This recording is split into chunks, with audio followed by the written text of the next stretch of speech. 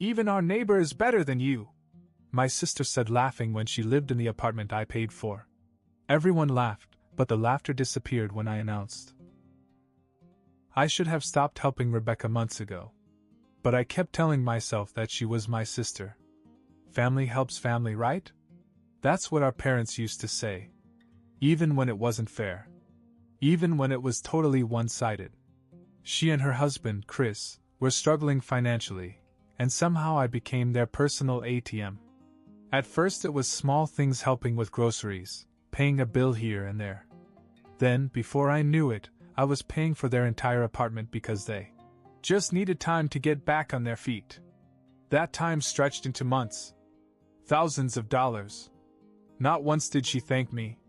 Not once did she acknowledge how much I was doing for her. Instead, she acted like she was doing me a favor by letting me help. And if I ever mentioned money, even casually, she'd roll her eyes and brush it off like I was the one being ridiculous. I knew she was selfish. I knew she didn't value me. But nothing prepared me for the way she humiliated me at that dinner. It was supposed to be a nice evening. She and Chris were going to have a family dinner at their apartment, which I was still paying for, by the way. But of course they couldn't afford to actually host it, so I ended up paying for everything. The food, the drinks, even some decorations that Rebecca insisted on because she wanted the place to look presentable. As if she had any right to worry about appearances when she was barely keeping her life together. Our parents were there, along with our younger brother Ethan. Everything started out fine. The wine was flowing, the conversation was easy, and for a brief moment I thought maybe, just maybe, Rebecca would show some gratitude. But then she started. At first, it was little jabs. She teased me about being single, about working too much, about not having any fun. It was nothing new. Rebecca had made me the punchline of her jokes for years. Usually I let it go. But tonight she didn't stop. "George, when was the last time you even went on a date?" she asked with a grin. Chris chuckled. "Yeah, man, you gotta get out there." I took a sip of my drink and ignored her. But Rebecca wasn't done. "Maybe you should ask our neighbor for advice," she said, nudging Chris. "Even he's better than you." And just like that, they all started laughing. My own family. Something inside me snapped. I put down my glass and felt a strange sense of calm come over me. Then I looked directly at them and said, "Yes, I'm sure he seems better. Considering you're sleeping with him." The laughter stopped immediately.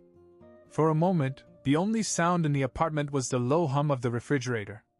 Everyone just sat there, staring at me as if I had just set the table on fire. Rebecca's face twisted into something between shock and anger. Chris blinked a few times, confused, his fork still halfway to his mouth. My mother put down her wine glass. Ethan actually gasped, like we were in a movie. Then Rebecca let out this fake little laugh. Mom's words hit me like a slap. I just sat there and stared at her. "Are you serious?" She crossed her arms. "What did you think would happen, George? That you'd humiliate your sister and we'd all applaud?" I looked around the table. Ethan was still frozen, his eyes darting between all of us as if he were watching a car accident. Rebecca was wiping her face, smearing her mascara. She didn't even look at me. But it was my dad's face that really surprised me. He wasn't angry. He just looked tired. "You had no right," Mom continued. "That was between Rebecca and Chris. You had no business butting in." I let out a sharp laugh. "Are you serious? I paid for that damn apartment. I sent her thousands of dollars while she was running around with another guy behind her husband's back, and somehow I'm the bad guy." Rebecca finally looked up. Her expression was cold. "Nobody asked you to." I clenched my jaw. "Excuse me?" She sniffed. "No one forced you to help, George. You did it because you wanted to. And now you act like I owe you for it?" She laughed bitterly. "You're pathetic." Something inside me snapped. "You know what? You're right. No one forced me to help. That was my mistake. And I won't make it again." I reached into my wallet and pulled out a folded check I had brought with me, another $2,000 I had planned to give her. I held it up to her face for a second, then tore it in half. Rebecca's eyes widened. George! I tore it again. Then again. Then I dropped the pieces onto my plate. You're on your own. The room fell silent. Even Ethan looked shocked. Rebecca's face turned red. You can't just dash. I can. I stood up. And I just did. I turned to leave, but my mom grabbed my arm. Hard. You don't turn your back on family. Her voice was deep, warning. I pulled my arm away. Maybe families shouldn't take advantage of each other. I made it halfway to the door before my father finally spoke. His voice was calm. George. Just, let's all calm down. I turned to him. Dad, are you really okay with this? With what she did? He hesitated. I could see it in his face. He wasn't okay with it. But then Mom shot him a look, and just like that, his shoulders slumped. She's still our daughter, he muttered. Unbelievable. I shook my head and left. I didn't get very far. I had just stepped into the hallway when I heard someone running after me. It was Ethan. Dude! I didn't sleep that night. I lay in bed, staring at the ceiling, replaying everything in my head. Rebecca's affair. Mom's reaction. Ethan's whispered confession. It was all swirling around in my brain, and no matter how much I tried to shut it out, one thought kept creeping back in. Who the hell was Mom's mystery guy? By morning, I had made up my mind. I needed to find out. I called Ethan. Take me to where you saw them. Ethan hesitated. Dude, I don't know. Ethan. My voice was firm. I need to see it for myself. He sighed. Fine. Meet me in an hour. We drove in silence. Ethan was gripping the steering wheel too tightly, his knuckles white. He pulled into the parking lot of the coffee shop and pointed to a corner booth by the window. That's where I saw them the first time. I stared at it. A normal coffee shop. Normal people inside. But my mother had sat in that booth, holding hands with a man who wasn't my father. Where did you see them the second time? I asked. Ethan hesitated. You really want to go there? I turned to him. Yes. A few minutes later, we pulled into a quiet parking lot near a hiking trail. This is where they were. Ethan gestured toward a silver sedan parked near the edge of the lot. I frowned. Wait. That car? Ethan followed my gaze. The same silver sedan was parked in the exact same spot as before. I felt my pulse pick up. He's here. Ethan's eyes widened. Oh shit. We sat there, frozen. Then, before I could second-guess myself, I got out of the car. Dude, what the hell are you doing? Ethan whisper yelled behind me. I ignored him and marched straight toward the sedan. As I got closer, I saw two people in the front seat. Mom. And a man I definitely didn't recognize. They were talking. She was smiling. He reached over and tucked a strand of her hair behind her ear, and she leaned into it. My stomach twisted. I knocked on the window. Mom's head snapped up so fast she almost hit the roof. The man turned, his face going pale. I didn't wait. I yanked the door open. What the hell is this? Mom looked like she was going to pass out. George, what are you doing here? The man's mouth opened and closed like a fish. He was older, maybe late 50s, with neatly combed hair and a well-pressed shirt. He looked like someone's dad. Someone's husband. Who the hell is this? I asked again. Mom didn't answer. But the man did. I'm her boss. I felt my stomach drop. Her what? Mom covered her face. Oh my God! But it was too late. The guy, her boss, looked guilty as hell. He wasn't lying. Holy shit. I turned to Mom, my voice sharp. How long? She still didn't answer. The guy swallowed hard. Then, barely above a whisper, he said, Almost 2 years. My whole body went numb. I heard Ethan let out a quiet, stunned, "What the fuck?" behind me, but I couldn't look away from her. 2 years. Rebecca had been cheating for 6 months, and I had been disgusted. But Mom? Mom had been doing it for 2 years. I stepped back, shaking my head. Does Dad know? Mom still wouldn't look at me. That was answer enough. And suddenly, I realized something even worse. The way she had so quickly defended Rebecca. The way she had looked at me with disgust, like I was the villain for exposing it. She wasn't just protecting her daughter. She was protecting herself. Mom sat there, frozen. She didn't speak, didn't move. Just stared at the dashboard like if she ignored me long enough, I'd disappear. Ethan broke the silence. 2 years? His voice was shaking. You've been cheating on Dad for 2 years? Mom flinched like he had slapped her. Her boss, this random, pathetic-looking guy, shifted uncomfortably in his seat. Look, I should probably go. Yeah, I snapped. You should. He fumbled with the door handle and practically fell out of the car. He didn't even look back as he scurried off like a cockroach when the lights come on.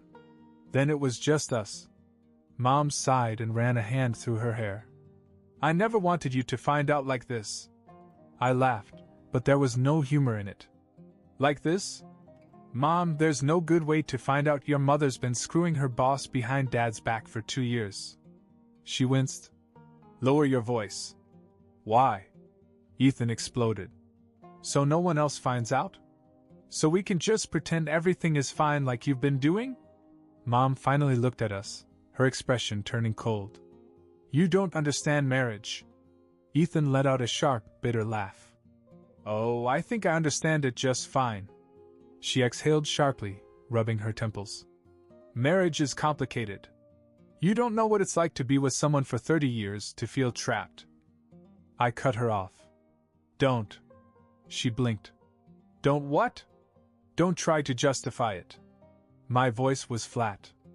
I don't care if you were unhappy. I don't care if you felt trapped. You had a choice. You could have left Dad. You could have told him. But instead you lied. For 2 years. Mom shook her head.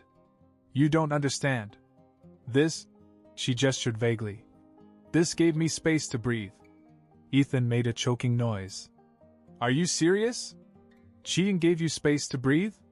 She crossed her arms. It saved my marriage. I felt my blood turn ice cold.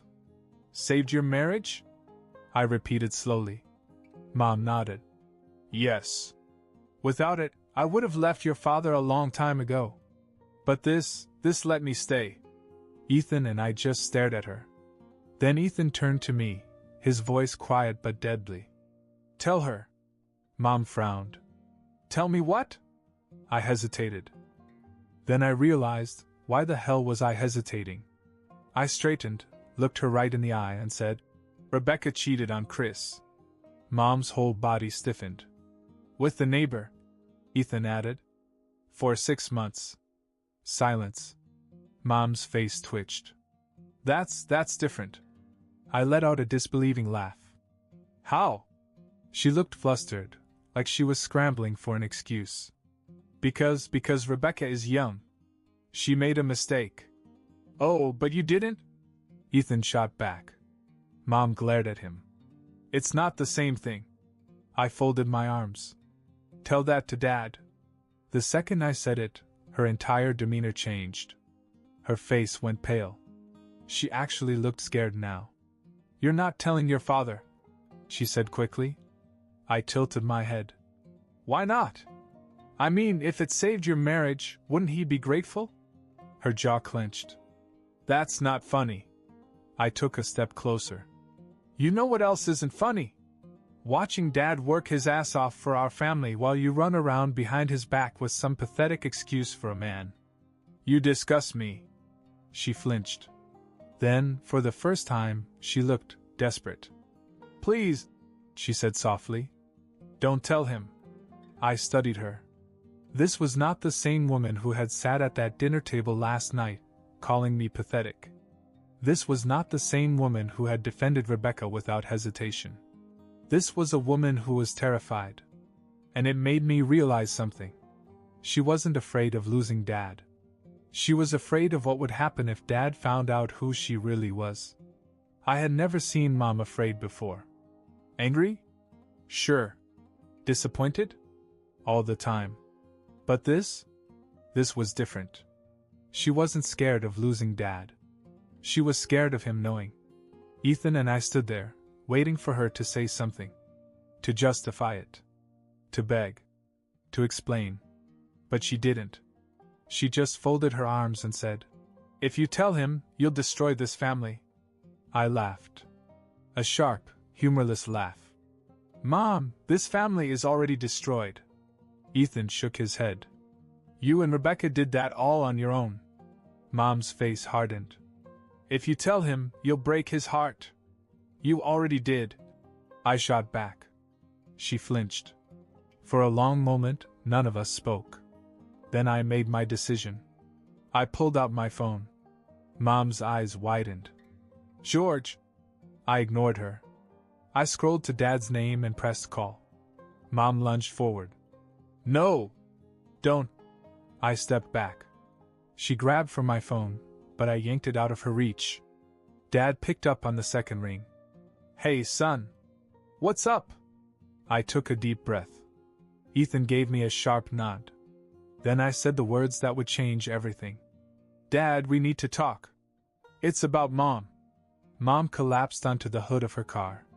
She actually collapsed, her hand covering her mouth, like she had just watched her world go up in flames. Because she had.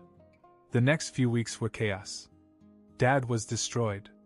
I had never seen him cry before, but when Ethan and I sat him down and told him the truth, he just sat there, staring at the floor, his whole body shaking. Then, without a word, he got up, grabbed his keys, and left. 2 days later, he filed for divorce. Rebecca? She tried calling Chris, tried begging him to take her back. He blocked her. She showed up at his job crying, and security had to escort her out. She moved back in with Mom. The two of them, sitting in that big empty house, blaming me for everything. Ethan and I? We stayed close with Dad. And then, the final twist. A week after Dad left, he called me and said, "Son, I need you to hear something." Then he put the phone on speaker. Mom's voice came through the line. "You have to forgive me. I only did it because I was miserable with you. And if you really loved me, you'd understand." Dad hung up. "That's all I needed to hear," he said. Then, for the first time in my life, he laughed. A real, genuine laugh. And that's when I knew. Dad was going to be just fine. Update. So, I didn't think I'd be back with an update, but here we are. If you didn't read my original post, here's the short version. My sister, Rebecca, was cheating on her husband with a neighbor. I caught her at a family dinner, and my mom went ballistic not because of the affair, but because I had ruined everything. It turned out that Mom had been cheating on my dad with her boss for 2 years. Ethan, my younger brother, and I told Dad, and he immediately filed for divorce. Rebecca got dumped, moved back in with Mom, and they both decided I was the bad guy. Cool. Caught up? Great. Well, here's where things take a turn. A few days after Dad left, I started getting texts from an unknown number. Weird, cryptic stuff like, "You should have kept your mouth shut," and "This isn't over." At first I thought it was Rebecca being dramatic, but then I got a message that sent a shiver down my spine. It was an address. My home address. I showed it to Ethan and he went pale. "Dude, this is getting creepy." No kidding. I blocked the number, but the messages kept coming from different people. I knew Rebecca was upset, but this didn't seem like her style. If anything, she was the type to cry and throw tantrums, not send anonymous threats. Then, 2 nights ago, I was out getting dinner when Ethan called me, his voice shaking. "Dude, Dad's car got trashed."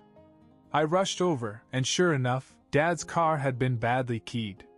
Deep scratches all along the doors, the words "homewrecker" carved into the hood. Dad just stood there staring at it.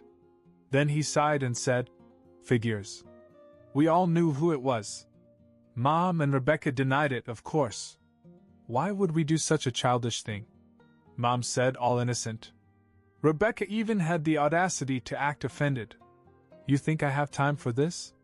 Dad just shook his head. If it wasn't you, it was someone you told.